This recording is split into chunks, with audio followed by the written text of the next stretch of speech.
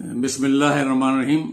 میں نے اپنی پچھلی ویڈیو میں جو بات کی تھی حج کے حوالے سے کہ لوگ کہتے ہیں کہ حج کا بلاوا آئے گا تو ہم جائیں گے، جن کا بلاوا نہیں آتا وہ نہیں جاتے ہیں، یا رشتے آسمانوں پہ بنتے ہیں۔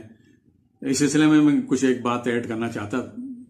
ایک منفی پہلو، بہت منفی پہلو سامنے آتا ہے اس میں کہ جن کی استطاعت نہیں ہوتی حج پہ جانے کی یا کوئی اور وجہ ہوتی ہے ایسی، تو وہ بیچارے یہ سمجھتے ہیں کہ شاید ہم میں کوئی کمی ہے کہ ہمارا بلاوا نہیں آ رہا ہے یا اللہ تعالیٰ ہم سے ناراض ہے۔ تو میں ان سے حضرات سے بولنا چاہتا ہوں کہ ایسی کوئی بات نہیں ہے۔